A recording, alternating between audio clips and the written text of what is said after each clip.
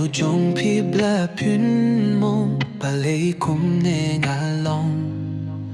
uba paya pi ban long pun ban ya pi da jing dum marwe nga shong nga kuslay marwe nga puson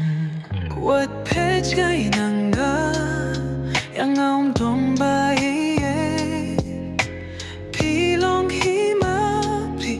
klem ma pi ngan teli jinge ba bun gamma hinre ya pi kija skill power kunte no yang na jing kim jong pi ako ba it skill jing yam jong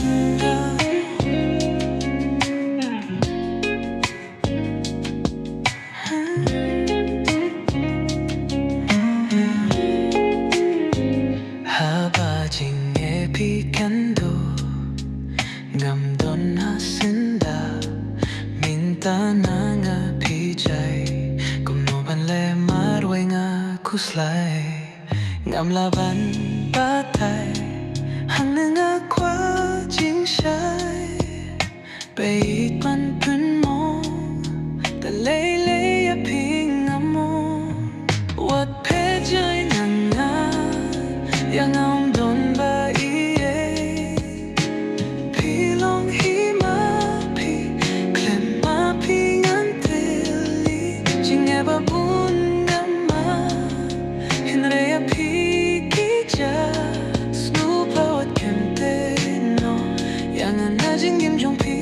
ako ba isnuf jing yam jong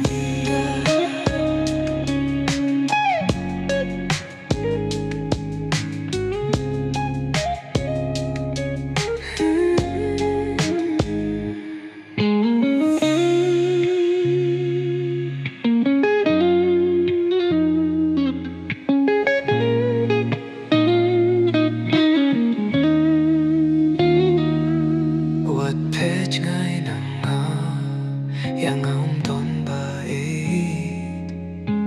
khi long hi ma pi klem ma pi ngan teli jing e ba bun ma hin re ya pi kija school poet kunte no yang na jing yim jong pi ako ba it skill jing yam jong